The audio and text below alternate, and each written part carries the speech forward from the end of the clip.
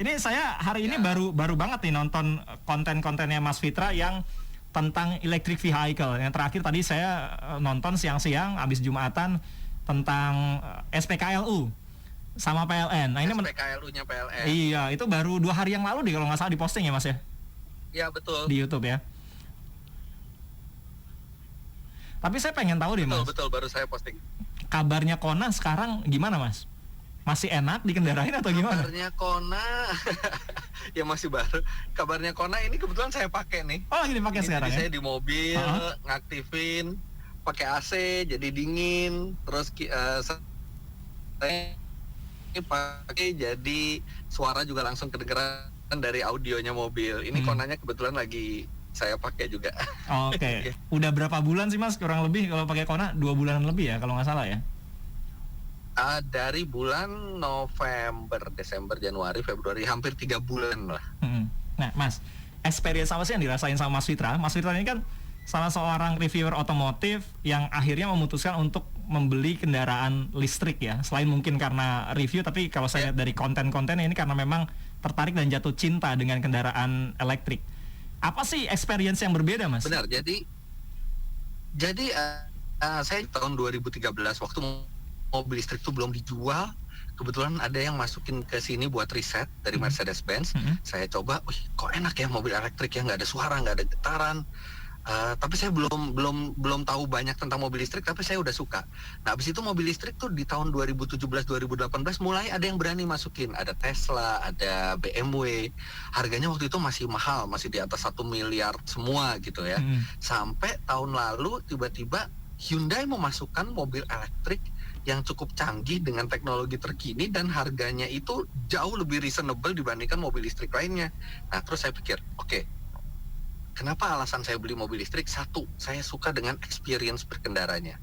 Kedua, saya adalah reviewer mobil, jadi akan sangat berguna untuk saya untuk tahu bagaimana memiliki mobil listrik. Tidak hanya meminjam beberapa hari atau seminggu atau 2 minggu, tapi saya bisa pakai terus. Dan di situ saya bisa membuat konten yang mengedukasi orang tentang mobil listrik. Saya bisa tahu plus minusnya apa.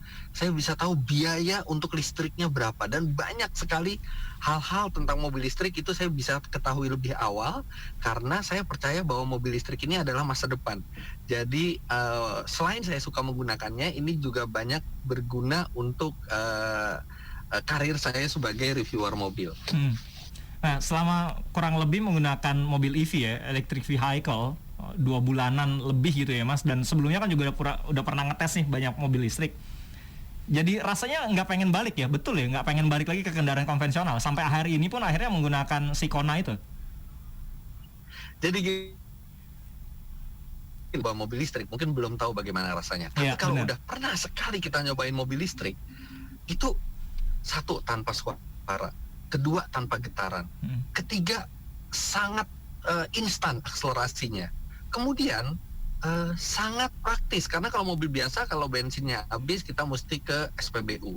Tapi kalau mobil listrik, SPBU-nya atau SPKLU-nya itu ada di rumah kita sendiri. Kita tinggal colokin ke listrik, pagi-pagi udah penuh lagi. Begitu tiap hari, tidak pernah kehabisan energi. Memang mobil listrik belum bisa untuk jadi mobil utama karena jangkauannya terbatas, tapi untuk mobil sehari-hari di dalam kota ini benar-benar perfecto mobil listrik. Dan saya bukannya nggak mau pakai mobil yang lain, tapi jadi sekarang sehari-hari mobil yang paling sering saya pakai itu adalah yang listrik. Oke, saya sebenarnya pengen lebih detail lagi ngebahas tentang peta jalan ya untuk electric vehicle di Indonesia. Tapi itu di akhir, saya pengen tahu dulu nih experience yang dialami oleh Mas Fitra selama menggunakan electric vehicle, menggunakan Kona. Ini ada banyak yang mungkin saya baca-baca, terus ngikutin juga review otomotif yang lain, terus banyak mitos yang muncul soal katanya EV atau mobil listrik ini mahal, jarak tempuhnya nggak bisa lebih jauh dibanding dengan kendaraan konvensional, ketersediaan SPKLU yang juga belum terlalu banyak di Indonesia, terus perawatannya, biaya untuk listrik dibandingkan dengan bahan bakar minyak. Itu bener nggak sih Mas, isu-isu ataupun soal mitos-mitos yang beredar tentang electric vehicle atau mobil listrik selama akhirnya Mas Fitra beberapa bulan belakangan ini menggunakan Kona? Ya, jadi memang banyak skeptisme dari orang, ketidakpercayaan dari orang tentang mobil listrik karena wajar karena ini adalah sesuatu yang baru. Saya selalu mengibaratkan begini. Kira-kira tahun 1800-an orang itu transportasi naik kuda. Ya. Tiba-tiba ada yang membuat mobil. Orang-orang pasti skeptis. Aduh, mobil jarak tempuhnya juga mungkin hanya beberapa puluh kilometer. Cari bahan bakarnya susah. Kenapa nggak kita pakai kuda aja yang tinggal makan rumput, itu bisa sejauh mungkin. Itu adalah skeptisme ketika ada satu teknologi baru. Sama seperti mobil listrik. Karena kita terlalu terbiasa dengan mobil yang menggunakan bahan bakar minyak. Tapi skeptisme tersebut dan mitos-mitos yang terjadi, itulah yang coba saya jawab. Saya langsung beli mobilnya dan saya langsung coba sendiri mitosnya, termasuk jarak tempuhnya, lama pengecasannya, kemudian perawatannya seperti apa, mitos-mitos lain kalau kena air seperti apa, kalau kena banjir seperti apa. Nah, itulah yang kita coba jawab karena saya yakin bahwa mobil listrik juga diciptakan untuk membuat kualitas hidup kita lebih baik, bukan supaya kita lebih sengsara gitu. Berarti sebenarnya minat masyarakat untuk menggunakan electric vehicle di Indonesia besar ya, apalagi Mas Fitra nih sebagai reviewer otomotif yang salah satu yang punya pengaruh di Indonesia, mereview mobil, udah mencobanya langsung dan bahkan punya. Kalau Mas Fitra lihat di tahun 2020 sampai sekarang di awal 2021 gimana Mas minat masyarakat Indonesia untuk punya EV electric vehicle? Nah, kebetulan banget kemarin itu saya baru dikirimi email dari satu pabrikan mobil yang melakukan survei tentang minat masyarakat ke mobil listrik. Jadi terjadi peningkatan yang drastis dari 3 tahun lalu di 2018 dan di 2020. Itu perubahan yang drastis adalah mengenai keinginan orang membeli mobil listrik, kepercayaan orang membeli mobil listrik, dan mengenai mobil listrik itu peningkatannya sangat signifikan. Jadi memang kendaraan listrik ini memang masih butuh. Saya rasa sekarang masyarakat Indonesia sudah mulai teredukasi mengenai, dan semakin lama pasti kepercayaan orang serta pengetahuan orang tentang mobil listrik itu akan semakin meningkat. Jadi sekarang ini sudah di level yang memang masih belum seperti negara maju seperti di Eropa atau Amerika Serikat. Kembangan yang signifikan mengenai pengetahuan dan minat orang ke mobil listrik di Indonesia. Nah, minat yang akhirnya membuat masyarakat Indonesia mau menggunakan mobil listrik ini, itu pengaruhnya karena apa sih sebetulnya? Mereka ikut-ikutan aja sebetulnya, atau sadar dengan emisi gas buang yang nggak ada sama dengan aman untuk lingkungan, atau apa sih sebetulnya? Saya rasa kalau alasannya emisi atau ramah lingkungan, saya rasa itu mobil. Karena jujur aja, kalau kita mau jujur, kita tidak mungkin mengeluarkan uang lebih banyak dari seharusnya hanya untuk demi alasan lingkungan. Mungkin ada orang-orang seperti itu, tapi sangat sedikit. Alasan orang membeli mobil listrik adalah benefit-benefit lain yang diberikan oleh mobil listrik. Satu, tanpa torsi instan, dan ternyata untuk menjalankannya itu jauh lebih murah dibandingkan mobil biasa. Energinya murah, kemudian perawatannya juga lebih murah. Nah, itulah yang membuat minat orang ke mobil listrik semakin meningkat. Walaupun sekarang mobil listrik masih terbilang sangat mahal ya, belum sampai ke level mobil normal gitu. Tapi sedikit demi sedikit orang mulai tertarik dengan benefit-benefit yang ditawarkan oleh mobil listrik.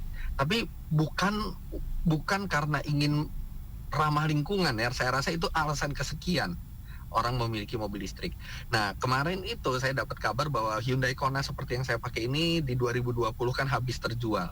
Nah, di situ artinya mungkin juga orang pengen tahu, mungkin juga orang ngelihat saya pakai Kona, oh ya oke, dia aja beli, coba saya beli juga. Tapi memang harus diakui sekarang yang membeli mobil listrik memang masih masyarakat kelas atas. Sama seperti teknologi handphone zaman dulu, hanya kelas atas yang mungkin mau spend uangnya untuk membeli itu. Tapi tinggal tunggu waktu aja sampai teknologi itu lebih terjangkau harganya, dan saya serta pemilik mobil listrik lainnya itu juga bisa menjadi agen perubahan yang bisa menceritakan dari mulut ke mulut, oh begini loh experience-nya, yang lama-lama makin banyak orang yang teredukasi dan mendapatkan informasi mengenai mobil listrik.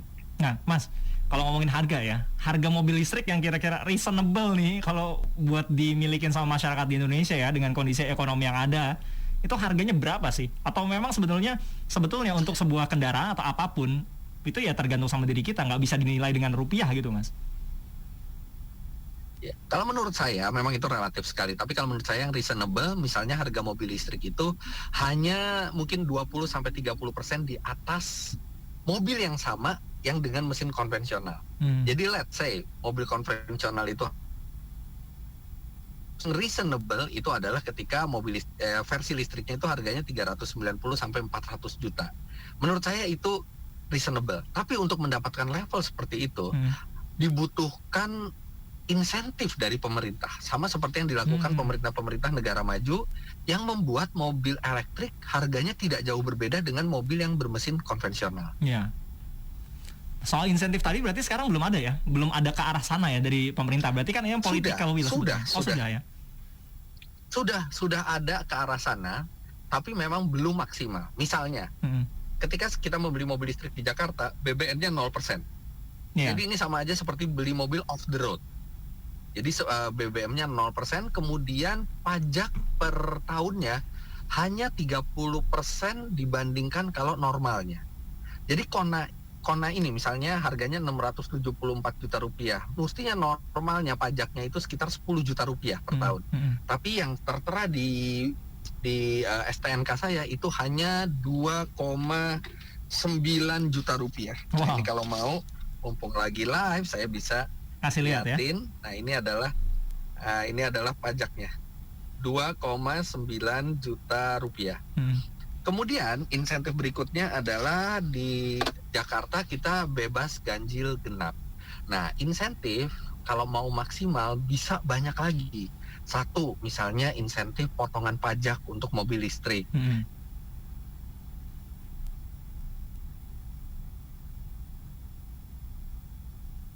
Oke. Halo Mas Fitra. Agak nge-freeze nih ya videonya Mas Fitra ya. Oke, tapi kita lanjutin lagi aja. Kalau ada pendengar yang mau ikut juga gabung dan perbincangan kita ngobrol-ngobrol dengan reviewer otomotif dan juga sekaligus pengguna mobil listrik di Indonesia, Mas Fitra Eri, salah satu jurnalis otomotif yang juga cukup terkenal, bahkan seorang influencer di bidang otomotif selain influencer lainnya ya, ada Motomobil, Ridwan Hanif dan lain sebagainya. Silakan Anda bisa join juga di 0215869000 atau SMS dan WhatsApp di 0811806543. Kita masih membahas tentang peta jalan atau masa depan mobil listrik di Indonesia, dan tadi Mas Fitra bilang kemungkinan akan semakin banyak, bahkan dari survei di tahun 2018 sampai di tahun 2020 minat masyarakat di Indonesia untuk menggunakan mobil listrik itu luar biasa besarnya, dan mungkin seiring berjalannya waktu dengan berbagai insentif yang akan diberikan oleh pemerintah ke depannya terhadap kendaraan ataupun mobil listrik, akan semakin banyak lagi masyarakat yang menggunakan mobil listrik di Indonesia. Dan tentunya ini akan membuat kita, seluruh masyarakat di Indonesia, akan lebih mudah dan mungkin jauh lebih terjangkau juga ya kalau kita mengeluarkan bahan bakar minyak untuk beli bensin dan lain sebagainya, dengan menggunakan listrik jauh lebih murah. Kita sudah gabung lagi ya sama Mas Fitra ya. Oke, halo Mas Fitra. Sudah tadi iya, halo, agak nge-freeze tadi Mas. Mas, ini ada penelpon. Kita sapa dulu, ada Pak Zakaria ya di Jakarta Pusat. Halo Pak Zakaria. Ya, selamat sore. Sore. Halo Pak Zakaria. Ya, selamat sore. Saya mau berbagi pengalaman saya dari 2014 sudah beralih ke mobil hybrid. Oke, wah luar biasa. Saya sudah memang mempersiapkan diri untuk mobil listrik ini. Saya sudah mempersiapkan, tapi sayang sekali dari 2014 sampai sekarang saya pakai, itu memang tidak ada insentif ya kalau dari sisi pajak. Padahal kalau menurut saya dari sisi emisi, terus lagi juga dari penggunaan bahan bakar, ini kan jauh lebih sedikit ya dibandingkan mobil yang konvensional. Bahkan kemarin waktu genap ganjil pun mobil ini tidak dapat benefit gitu, bisa melewati genap ganjil misalnya. Kalau hybrid mungkin beda lagi ya. Dia kombinasi. Kombinasi, ya? Iya betul. Kombinasi bensin dan juga baterai listrik ya Pak ya. Ya betul. Tapi sudah siap sana. Memang di awal ketika saya mau beralih ke mobil hybrid, saya beranikan diri. Saya tanya dengan teman-teman saya di luar negeri, di negara lain yang mereka sudah menggunakan lebih dulu. Dan ketika saya coba, menurut saya masuk akal ya, worth it. Cuma memang tidak ada insentif ya sebagai pemilik mobil hybrid ini karena itu transisi. Demikian. Baik, terima kasih Pak Zakaria di Jakarta Pusat sudah menggunakan mobil hybrid. Ini kombinasi ya antara mesin konvensional dan juga ada tenaga baterainya ya Mas Fitra ya. Nanti kita ngobrolin tentang itu ya Mas Fitra. Betul, itu menarik sekali. Saya tanggapi sekarang atau Oke, mau jeda kita dulu? tampung dulu nih. Ada Pak Agung ternyata di Jakarta Selatan, kita dengerin juga ya. Halo Pak Agung. Halo Mas Berry dan Mas Citra narasumber. Iya, silakan. Waalaikumsalam. Halo. Iya, begini, saya mau tanya, misalkan kita membeli mobil listrik, itu apa sudah tersedia tempat-tempat buat chargernya ya? Soalnya kalau kita pakai mobil listrik terus kita dalam perjalanan jauh, kalau nggak ada chargerannya di banyak tempat gimana dong? Masa harus didorong pulang ke rumah gitu ya? Di towing, Pak. Itu kan perpaduan antara listrik dan itu ya, bahan bakar BBM. Iya. Itu kira-kira harganya lebih murah mana ya antara mobil hybrid dengan mobil listrik? Terima kasih. Assalamualaikum warahmatullahi wabarakatuh. Waalaikumsalam warahmatullahi wabarakatuh. Ini yang nanya via Instagram juga banyak. Nanti saya coba satu persatu ya, kita coba tanggepin ya Mas Fitra ya. Tapi penelpon terakhirnya ada Pak Igusmon di Meruya Selatan. Halo Pak Igusmon. Halo, selamat sore Pak Citra. Dengan Mas Fitra, silakan. Halo, sore Pak. Maaf Pak Mas Citra. Iya. Sore. Ya, siap. Dan sehat selalu ya. Amin. Nah, begini Amin, Pak. makasih. Saya sebenarnya mobil listrik itu lebih oke lah menurut saya. Satu. Persoalan sekarang, apakah pemerintah sudah menyiapkan sedemikian rupa ya tempat-tempat pengecasannya dimanapun berada, dimanapun di seluruh wilayah Indonesia ini? Tentu itu yang harus diutamakan. Karena kalau nanti dia di tengah jalan ada kendala, wah jadi apa yang pembicara tadi mogok masa didorong, nggak kan mungkin. Nah, satu sisi. Oke. Nah, sisi lain, di segi aspek perpajakan memang lebih oke ya, lebih bagus. Nah, persoalan kenyamanan, kalau dia dipakai non-stop selama 1 hari gitu ya, temperaturnya bagaimana? Kalau dia panas apa mempengaruhi ke udara dalam atau gimana? Atau ke body nggak? Apa konslet ada segala macam.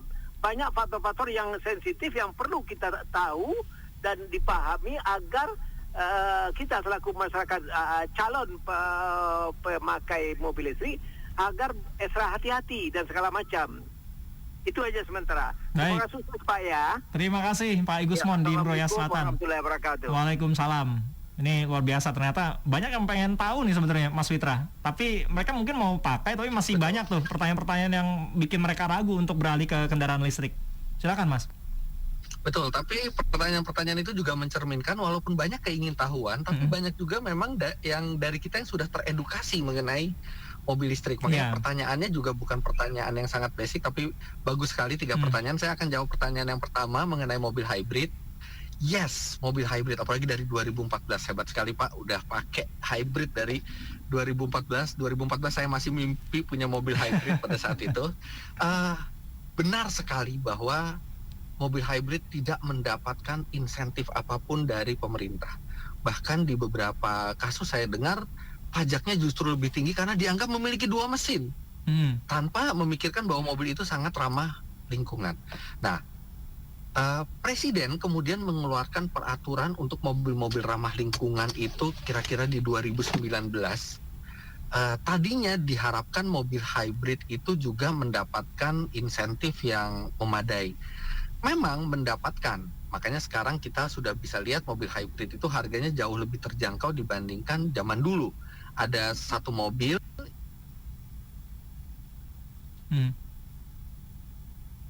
Halo Mas Fitra.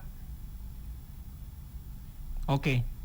Kayaknya sinyalnya putus lagi ya. Kita coba sambung lagi dengan Mas Fitra Eri ya. Tadi ada beberapa pertanyaan dari Pak Zakaria di Jakarta Pusat yang ternyata sudah yang paling maksimal sekarang itu hanya untuk mobil listrik. Karena apa? Karena pemerintah menganggap bahwa mobil hybrid itu adalah perantara antara mobil konvensional dan mobil listrik, sedangkan masa depan ada di mobil listrik. Ya, memang itu kurang menguntungkan untuk mobil hybrid dan pemerintah kelihatannya ingin langsung ke mobil full elektrik. Jadi era hybrid itu sudah agak Lewat. lewat kalau di dunia. Semestinya pemerintah Indonesia itu memberikan insentif dari dulu ketika hybrid itu benar-benar masih in ya. Tapi sekarang sudah ada dan kita lihat sekarang kita sudah banyak line up hybrid, dan hybrid punya keuntungan. Kita tidak usah pusing masalah ngecharge karena hybrid itu dia masih memakai bensin dan konsumsi bahan bakarnya sangat irit sehingga bisa perjalanan yang jauh. Itu yang berbeda dengan mobil elektrik, dan yang itu yang sekarang saya akan jawab berkaitan dengan pertanyaan kedua. Untuk SPKLU, untuk pengisian stasiun pengisian listrik yang masih sangat sedikit. Betul sekali Pak, pengisian listrik umum sekarang masih sangat sedikit, tapi kalau misalnya Bapak menggunakan mobil listrik untuk dalam kota, tidak perlu khawatir karena kita bisa mengisi energi di rumah. Bahkan PLN, saya sudah ketemu dengan person dari PLN, mereka sangat support, bahkan mereka bisa membuatkan sambungan baru dan meteran baru khusus untuk mengisi mobil listrik di rumah. Jadi stasiun pengisian energi kita ada di rumah. Jadi ini sama aja kayak kita mindahin SPBU ke rumah ya? Mobil kayak Hyundai Kona ini bisa. Betul, sama seperti kita punya SPBU sendiri di rumah. Kalau kita malam kita tinggal charge, pagi-pagi udah penuh, dan sekali penuh kalau Hyundai Kona ini bisa 350 km, dan itu sangat cukup untuk rute dalam kota. Nah, pertanyaannya bagaimana kalau mau keluar kota? Memang harus diakui sekarang belum tepat menggunakan mobil listrik untuk keluar kota. Akan lebih repot dibandingkan menggunakan mobil bermesin konvensional. Cuman itu juga tinggal menunggu waktu sampai SPKLU di rest area itu diselesaikan. Saya kemarin ngobrol sama orang PLN, mereka berniat untuk membuat sekitar 200 SPKLU di 2021 ini. Belum lagi dari pihak-pihak swasta seperti produsen mobil listrik juga membantu menyediakan. Dan dengan SPKLU di rest area, waktu pengisian 1 jam, kita bisa di rest area sambil makan, sambil istirahat, 1 jam mobil sudah penuh lagi. Memang sekarang mobil listrik belum bisa menjadi mobil satu-satunya. Kita tetap harus masih punya backup mobil lain untuk perjalanan jauh. Tapi ya ini sudah awal yang sangat baik sekali, dan tinggal menunggu waktu sampai infrastruktur itu ready semua. Kalau untuk perjalanan dalam kota, mobil listrik sudah lebih dari siap.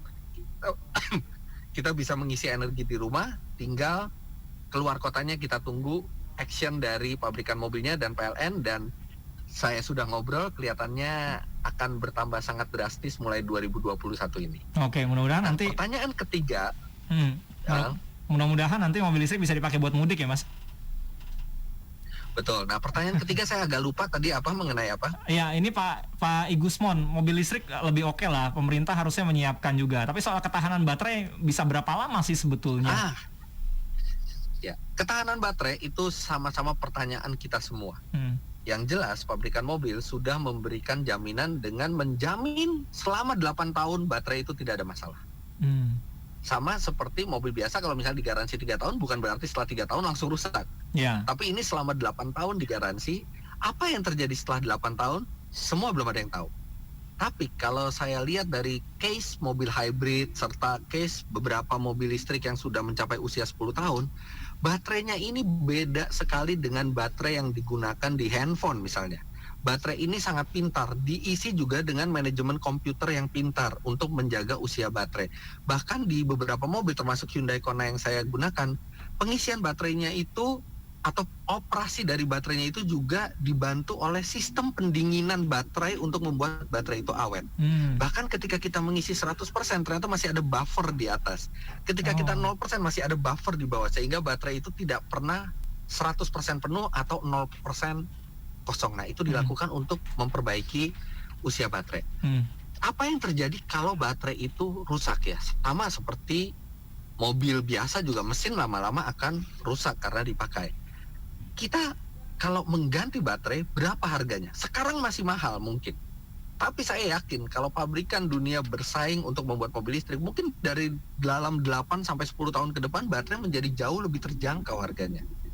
Dan kalau misalnya ditanya apakah mobil biasa itu tidak mungkin rusak? Mobil biasa dalam jangka 10 tahun, 15 tahun juga mesinnya bisa rusak. Kita bisa turun mesin, kita mengganti komponen, sama saja akan terjadi biaya. Tapi berapa biaya persisnya nanti kita lihat di 8 tahun. Dan tadi ada satu pertanyaan, kalau mobil listrik dipakai terus-menerus, panas apa enggak tadi dari pertanyaan masuk ke kabin nggak sih panasnya? Betul. Sebenarnya semua tergantung dari kualitas pembuatan masing-masing pabrikan ya. Tapi setahu saya dari semua mobil listrik yang pernah saya coba, tidak ada yang panas. Bahkan faktanya, panas yang ditimbulkan oleh mobil listrik jauh lebih sedikit dibandingkan mobil dengan mesin pembakaran dalam. Mesin pembakaran dalam ada pembakaran, ada api. Dan itu menimbulkan panas. Sedangkan mobil listrik yang berputar hanya motor listriknya, dan itu pun menggunakan medan magnet. Tidak ada panas sama sekali seperti mobil di mesin konvensional. Bahkan radiator di mobil ini dipakai bukan untuk mendinginkan mesin, tapi untuk mendinginkan baterai. Dan baterainya itu juga panasnya bukan yang sampai 100 derajat lebih. Jadi level panas di mobil ini sangat sedikit dibandingkan mobil konvensional. Karena tidak ada api di mobil listrik. Oke, nah Mas Fitra, ini ada beberapa pertanyaan lain di Instagram. Ada yang nanyain soal gimana kalau mobil listrik kita pergunakan untuk melintas di genangan air, kena banjir, apalagi kalau misalkan kena motor listriknya, baterainya, itu konslet nggak sih? Ini dari Zikri 5787. Terus juga ada yang pertanyaan nih. Ada beberapa pertanyaan yang cukup banyak. Silakan Mas Fitra, bisa dijawab dulu mungkin. Ya, masalah mobil listrik versus air itu adalah salah satu yang sangat banyak ditanyakan, dan saya sudah berencana untuk membuat konten tentang itu. Jadi saya pengen cemplungin mobil listrik ini memang ke banjir yang wajar, karena menurut klaimnya mobil listrik itu bisa melewati banjir dengan level yang wajar seperti mobil normal. Level yang wajar itu berbeda-beda tiap mobil, tapi rata-rata kira-kira setengah ketinggian roda mobil itu masih dianggap wajar, dan mobil listrik dijamin bisa. Karena apa? Karena sistem kelistrikan, sistem baterainya, semua itu sudah kedap air. Makanya hujan lebat, semua itu tidak ada masalah. Padahal kan motor juga di luar kan, bagian bawah mobil kena hujan lebat nggak apa-apa. Kalau misalnya masih ragu, ingat aja kereta rel listrik, KRL. Dia menggunakan listrik, bahkan listriknya diambil dari kabel di atas. Hujan deras pun dia tetap bisa jalan. Tidak pernah ada kejadian mobil listrik lewat genangan dan penumpangnya kesetrum atau orang lain di sebelahnya kesetrum. Karena pada dasarnya mobil biasa pun juga memiliki komponen listrik. Kemudian mobil listrik itu secara teori mestinya lebih tahan air. Kenapa? Satu, komponennya udah dibikin waterproof, dan dia tidak membutuhkan udara seperti di mobil normal. Di mobil normal kita membutuhkan udara. Ketika lubang udaranya itu kemasukan air, mesin langsung jebol. Sedangkan di mobil listrik tidak ada satu komponen yang membutuhkan udara, sehingga tidak ada corong udara. Secara teoritis harusnya lebih aman, tapi nanti akan saya buktikan sendiri di mobil saya. Oke, Mas. Ini hal yang paling penting nih sebetulnya. Kita kan sebetulnya di Indonesia minat dan keinginan masyarakat, termasuk tadi dari beberapa pertanyaan netizen dan juga pendengar, minat sekali dengan mobil listrik. Tapi gimana sih sebetulnya peta jalan pemerintah kita ya untuk membuat betul-betul mobil listrik ini menjadi kendaraan yang populer di tengah masyarakat, diminati, dan termasuk bukan hanya sebagai konsumen kita. Kalau bisa ya kita produce sendiri gitu. Mobil nasional kita ya mobil listrik gitu, Mas Fitra. Arah ke sana gimana kalau menurut Mas Fitra? Jadi gini, mimpi mobil nasional itu udah lama. Walaupun saya sendiri berpendapat Indonesia juga tidak punya mobil listrik juga tidak punya mobil nasional juga nggak apa-apa. Toh banyak negara hebat juga tidak punya industri mobil sendiri, nggak apa-apa juga. Tapi kalaupun kita mau memulai proyek mobil nasional, sangat bijaksana kalau kita memulai proyek mobil nasional itu di mobil listrik. Kenapa? Kalau kita di mobil dengan mesin konvensional, teknologi kita sudah tertinggal 100 tahun lebih dibandingkan pabrikan mobil lain. Sedangkan kalau di elektrik, kita semua rata-rata baru mulai. Dan saya rasa kalau misalnya pemerintah itu berminat untuk membuat mobil nasional, mobil listrik akan lebih menjanjikan dibandingkan mobil bermesin konvensional. Tapi sebaiknya kalau kita memang mau membuat mobil nasional, satu listrik, kedua jangan asal-asalan bikinnya. Bikinlah mobil nasional yang bisa bersaing dengan merek lain. Bukan hanya bisa bersaing karena proteksi, tapi memang bisa bersaing karena kualitas produknya. Nah, ini ada pertanyaan dari Eric_Albert. Katanya apakah sistem listrik di dalam mobil listrik ini juga akan dipergunakan di mobil sport, karena mobil listrik kan pastinya bisa lebih kencang ya dibandingkan dengan mobil bermesin bensin, Mas Fitra. Sudah terjadi. Kalau di dunia balap itu kita mengenal adanya Formula E. Jadi balap mobil formula dengan pembalap yang ternama, banyak bekas pembalap F1 di sana, dan itu 100% elektrik. Kemudian untuk supercar itu juga sudah ada sejumlah pabrikan supercar membuat supercar full listrik. Misalnya ada Rimac, Rimac. Kemudian ada Lotus, membuat Lotus Evija. Kemudian Mercedes-Benz dulu pernah membuat SLS dengan tenaga listrik. Dan rata-rata supercar yang ditenagai listrik itu luar biasa kencangnya, karena sifat dasar dari motor listrik yaitu torsi yang instan, torsi yang sekejap. Beda dengan mesin biasa yang membutuhkan putaran mesin untuk menghasilkan tenaga dan torsi. Kalau motor listrik dari 0 RPM sudah tersedia torsi maksimalnya. Ya. Oke, ini sebagai penutup Mas Fitra, ini ada beberapa pertanyaan mungkin Mas Fitra nggak bisa ngejawab ya. Banyak banget pertanyaan soal mobil listrik. Ada juga tuh yang menyimpang tadi nanyain mobil SMK, karena saya juga ngikutin di Instagram Mas Fitra lagi order juga untuk mobil postingan di Instagram. Nanti kita mungkin di lain waktu bisa ngebahas ya tentang mobil SMK juga, tapi sekarang boleh nanti aja kalau saya bisa beli, kemudian mobilnya udah di saya, nanti kita live lagi. Oke, kita coba live lagi. Nah, balik lagi ke pertanyaan soal mobil listrik. Ini banyak banget ditanyain sama pendengar.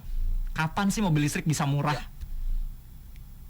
Semua tergantung pemerintah. Jawabannya simpel. Karena yang membentuk mobil apa yang laris atau tidak di satu negara itu adalah regulasi pemerintah. Tidak akan bisa mobil itu laris kalau tidak didukung oleh regulasi yang mendukung juga dari pemerintahnya. Itu sebenarnya jawabannya. Oke. Mas Fitra, terima kasih untuk ngobrol-ngobrolnya tentang mobil listrik. Sama-sama, dan Mas Berry. Pengalamannya luar biasa. Kita tunggu ya konten berikutnya nih di YouTube dan cerita-cerita lainnya tentang mobil listriknya Mas Fitra. Terima kasih. Oke, salam sehat selalu Mas Fitra. Selamat sore. Salam sehat juga. Bye-bye. Bye.